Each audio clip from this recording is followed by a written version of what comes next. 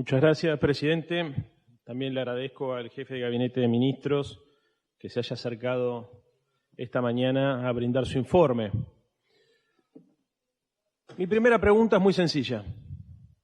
Yo necesito saber, como representante del pueblo de la ciudad, cuál es el plan económico que tiene pensado el gobierno de Horacio Rodríguez Larreta para enfrentar la pandemia. Y busqué información y no lo encontré. Tal vez porque no sea una demanda demasiado instalada de los medios de comunicación. Pero hice un repaso sobre algunas provincias. Fíjese usted, Río Negro presentará un plan de reactivación provincial ante la Nación. Tierra del Fuego busca implementar un plan económico para pequeñas y medianas empresas. Formosa trabaja con la Nación para un plan económico post-pandemia. El plan que diseña misiones con Nación para la recuperación de la post-pandemia e incluso la provincia afín a su forma de pensar, que es la provincia de Mendoza, informa que tiene un plan de activación económica que devuelve el 40% de la inversión. En la ciudad de Buenos Aires, una de las ciudades más ricas de la Argentina, directamente no figura ni siquiera en los programas, ni en los discursos, ni en las políticas públicas la idea de pensar un programa económico que recupere el empleo, que sostenga el empleo, que ayude a los consumidores a aumentar la demanda agregada, pero que fundamentalmente piense qué ciudad queremos en la pospandemia. La ciudad de la pospandemia requiere que haya una ciudad que tenga un Estado activo, que contribuya a la búsqueda de inversiones, que contribuya a la búsqueda de nuevos mercados, que contribuya incluso a pensar problemas que son elementales para cualquier programa de desarrollo como el transporte público. Debería ser, sin lugar a duda, un instrumento importante para construir consenso, pensar cómo hacerlo. Sin embargo, más allá de algunas políticas de alivio fiscal que hay que reconocer, pocas, tenues y tardes pero existentes, no existen políticas de transferencia monetaria concretas ni existen políticas de planificación democrática y participativa concretas pensando en la pospandemia. Y es preocupante porque hay que cuidar a su gente. Y en el marco de cuidar también le quiero hacer una pregunta al jefe de Gabinete de Ministros. Se habló mucho recién de la situación del sistema de salud. Tengo acá un informe que dice que la Organización Mundial del Comercio recomienda por lo menos un enfermero por cada médico en la Argentina y somos plenamente conscientes que hay un déficit importante en términos de los enfermeros. Recién el jefe de gabinete acaba de tuitear, seguramente una vez, diciendo que incorporamos más profesionales al sistema público de salud, todo el equipo está trabajando con mucho compromiso y vocación para cuidarnos. Y hoy son los que están al frente de la batalla, los vecinos, dice. Y pone como profesionales de la salud a 12.840 enfermeros. ¿Sabe qué problema hay? Los enfermeros no son profesionales de la salud para esta legislatura. Porque en el año 2018 se votó y el PRO, el oficialismo de la ciudad, decidió excluir a los enfermeros y a las enfermeras. Enfermeras y enfermeros que son la primera trinchera de la lucha contra el COVID y que siempre son las personas que terminan recibiendo y acobijando a las personas que terminan por aparecer en el sistema público de salud, incluso en sistemas privados de protección de salud, porque sabemos que cuando te pasa algo en la calle, siempre los que te terminan salvando la vida son los del hospital público, pero no son reconocidos como enfermeros de la ciudad, como enfermeros profesionales de la ciudad. Esos mismos enfermeros vienen reclamando hace mucho tiempo insumos para enfrentar el COVID. Tengo acá una nota del 31 de marzo de la revista Noticia. Dice, reclaman los enfermeros porteños, nos mandan desarmados a la guerra. Terrible. Nos mandan desarmados a la guerra.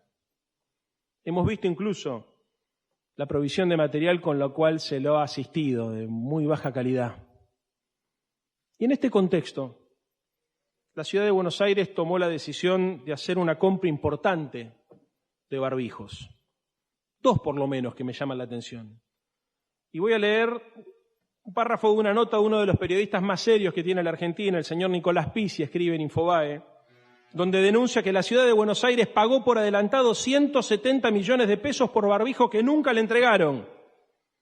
Dice Nicolás Pizzi, la empresa ISAI, dedicada al rubro informático, le vendió 5 millones de máscaras por 340 millones de pesos y cobró el 50% de esa operación por adelantado, es decir, 170 millones de pesos.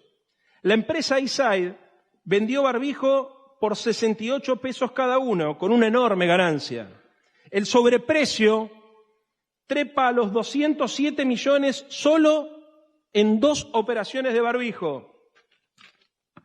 La empresa Eastside no tiene página web ni redes sociales y los teléfonos de contacto que presentó ante la ciudad no funcionan. Tras una serie de intimaciones, la autoridad de la ciudad rescindió el contrato y decidieron presentar una denuncia por estafa. Enhorabuena. Ahora, según la información que nosotros tenemos, recuperaron 60 de esos 170 millones. La pregunta del jefe de gabinete es qué pasó con los 110 millones de pesos restantes, si efectivamente la ciudad pudo o no pudo recuperarla. Pero si esto les parece alarmante o escandaloso, no termina acá, porque hubo una compra de barbijos que fue todavía peor. Y vuelvo a tomar una nota del mismo portal Infobae, el mismo periodista Nicolás Pizzi, que dice: confirman que los 1.600 barbijos que compró el gobierno de la ciudad de Buenos Aires estaban vencidos. Compraron barbijos N95 marca 3M vencidos. 3.000 pesos cada uno cuando en ese momento tenían un valor de mercado de 1.100. Ahora, el problema es que en compra para venderle a la ciudad, en una maniobra de intermediación, es muy vinculado a ustedes, es el señor Ignacio Sáez Valiente. Ignacio Sáez Valiente, entre otras cosas, es socio comercial y político del hermano del jefe de gabinete de ministros, el señor Felipe Miguel. Comparten incluso el domicilio en Avenida Santa Fe 768, 7º piso de una fundación llamada el Club de la Democracia, donde ambos forman parte de ese Club de la Democracia e incluso tienen emprendimientos comerciales. Emprendimientos comerciales. Estos barbijos vencidos, la pregunta que yo tengo para hacer, ¿se les entregó al personal de salud? ¿Qué hicieron con estos barbijos vencidos? Otra pregunta para hacer es si este señor Sáez Valiente, que no tiene ningún tipo de experiencia en el rubro, porque la empresa Green Salud fue fundada en octubre del año 2019, sin actividad comercial, sin tener incluso presencia en los registros de proveedores del Estado. Y la pregunta es si sigue siendo entonces proveedor del Estado. A decir la verdad, también tengo otra nota del señor Felipe Miguel donde dice que su hermano no tuvo nada que ver con la empresa de barbijos. Se aclara: mi hermano nunca tuvo vínculo con la empresa de barbijos ni con el ámbito de la salud. Y en esto tiene razón el señor Miguel. Es que el señor Sáez Valiente tampoco tenía nada que ver, porque no tenía antecedentes en el rubro, porque es una empresa que además forma parte de los proveedores. A mí me interesaría saber si sigue siendo proveedor de la ciudad. Ahora, no es el único caso donde cabría preguntarse si no se viola la ley de ética pública, porque en el caso de la contratación de hoteles pasó una situación similar, con la contratación del Hotel BA. El Hotel BA, que se contrató mediante una intermediaria, Midas Hotel, de la cual formaba parte de su directorio la media hermana del jefe de gobierno de la ciudad. Fue una operación suspendida por el escándalo mediático, no se llegó a contratar, se trató de hacer y no se pudo. La pregunta es si eso viola o no viola la ley de ética pública. ¿Viola o no viola? Se presentó, Juan Manuel Valdés, un diputado de nuestro espacio, presentó un proyecto para reforzar la ley de contrataciones y compras de la ciudad, para prohibir directamente y que no alcance solamente con una ley, una declaración jurada para ser proveedor del Estado. Ahora, de esa empresa también formaba parte la hija de Magdalani. Y cuando hablamos de Magdalani y de los vínculos de Magdalani, es inevitable preguntarse acerca del otro escándalo que dio en la ciudad de Buenos Aires, que es la presencia de agentes de la policía de la ciudad como parte del cuerpo de espías de la Agencia Federal de Inteligencia en el marco de una maniobra absolutamente ilegal que hoy está siendo investigada por la Justicia Federal. Espías que tenían su sueldo en la ciudad de Buenos Aires, pero que cumplían funciones en el marco de una suerte de grupo paralelo de investigación. ¿Saben cómo se descubrió esto?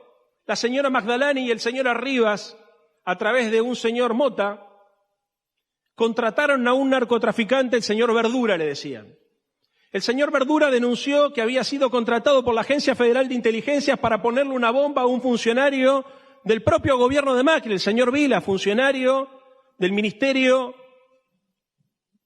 de Seguridad, del Ministerio de Defensa.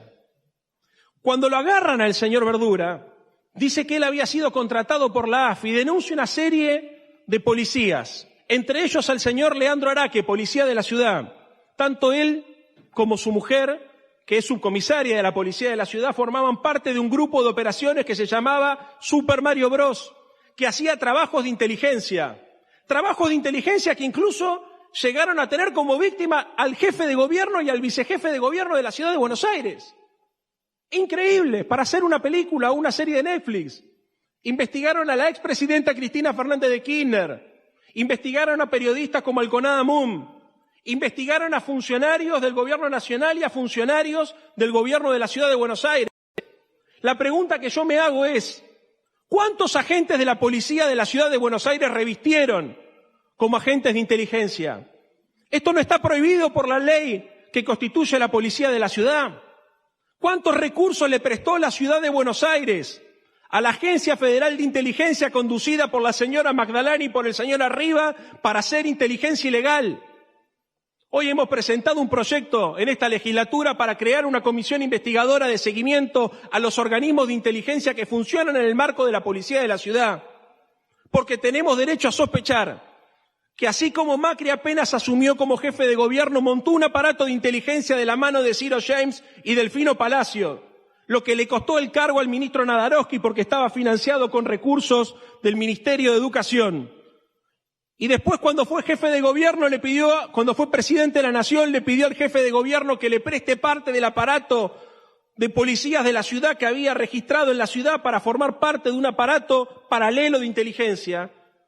Tenemos derecho a sospechar que esas operaciones ilegales, tan comunes en el marco de esta ciudad, del Estado de esta ciudad, se siguen realizando. Así que estaría bien que en aras del diálogo que todos profesan y de la necesidad de darle espacio a otras fuerzas políticas, se considere la posibilidad de este proyecto que hemos presentado con la diputada Victoria Montenegro. Esta no es la función de la policía de la ciudad. Los porteños y las porteñas no pagamos impuestos para que la policía de la ciudad esté a las órdenes de Mauricio Macri o del señor Arribas para hacer espionaje ilegal. Como tampoco la pagamos para hacer un aparato represivo que funciona de acuerdo a criterios ideológicos y partidarios. Porque lo que pasó este fin de semana en la 9 de julio es vergonzoso. Vergonzoso porque mientras se tomó la decisión política de cuidar una manifestación, 2 horas después se tomó la decisión política de reprimir otra manifestación de signo ideológico distinto. Y las explicaciones no fueron suficientes. No fueron suficientes no solamente para nosotros, sino para los organismos de derechos humanos que han hecho un seguimiento sobre lo que ha ocurrido este último sábado en la 9 de julio. No es esa la función de la policía de la ciudad. Ahora, sí hay una función que la policía de la ciudad debería cumplir. Y con esto termino. Es la de buscar a este joven, Arshak, un policía de la ciudad desaparecido desde el 24 de febrero. Trabajó en cibercrimen. Después lo trasladaron a una comisaría y desde el 24 de febrero su mamá lo espera todos los días en su casa. Cuando tocó la investigación del señor Arshak para tratar de descubrir qué había pasado, porque se fue un domingo de su casa, compró una pala y desapareció en Rivadavia y Paysandú. Fue a Lisi de primera junta. La policía de la ciudad intervino a través del pedido de un fiscal y fue la policía de la ciudad la que, peritando los 2 teléfonos de Arshak y la computadora personal, borró todos los datos a cero. Absolutamente inexplicable. Borraron los datos del teléfono y de la computadora de Arshak. Y no solo eso, Arshak, antes de desaparecer, mantiene vínculos también, porque lo toma la cámara de seguridad de su edificio, con otro policía de la ciudad, Leonel Erba. Leonel Erba, policía de la ciudad, que venía con movimientos económicos difíciles de explicar, según el fiscal de la causa, se había comprado un auto muy caro y una moto muy cara, mantiene una conversación con Arshak durante 40 minutos y le hace escuchar un audio, pocos minutos antes de que Arshak desaparezca. ¿Saben qué pasó con el teléfono del policía Leonel Erba? Se borró también. Entonces yo la pregunta que les quiero hacer, en este contexto, ¿cómo puede ser que no haya una sola foto de Arshak en ningún patrullero de la ciudad, en ninguna comisaría de la ciudad y en ninguna oficina o dependencia pública de la ciudad? ¿Cómo puede ser que esto no sea un escándalo? ¿Cómo puede ser que haya policías de la ciudad para hacer espionaje ilegal? Para investigarlos a ustedes, para investigarnos a nosotros, para investigar al periodismo, y no haya policías de la ciudad dispuestos a buscar dónde está Arshak. Es una vergüenza que esto esté sucediendo. Agradezco esta posibilidad, porque una de las ventajas que ustedes tienen es que las cosas que han sucedido en esta ciudad son tan surrealistas que cuando uno va a los medios de comunicación y las cuenta parecen increíbles. Pero efectivamente es así. En plena pandemia se compraron barbijos con sobreprecios que encima estaban vencidos. En plena pandemia no se incorpora a los enfermeros al régimen general de los profesionales de la salud. En plena pandemia la ciudad más rica de la Argentina no es capaz de crear un IFE, un ATP porteño para ayudar a los taxistas, para ayudar a la gente de la cultura, para ayudar a la gastronomía. En plena pandemia ponen a la policía a reprimir manifestaciones en vez de cuidar a los porteños y a las porteñas. Esto es lo que está sucediendo y esto la gente lo tiene que saber, porque esta ciudad más temprano que tarde va a volver a ser democrática y va a volver a ser transparente. Muchas gracias, presidente.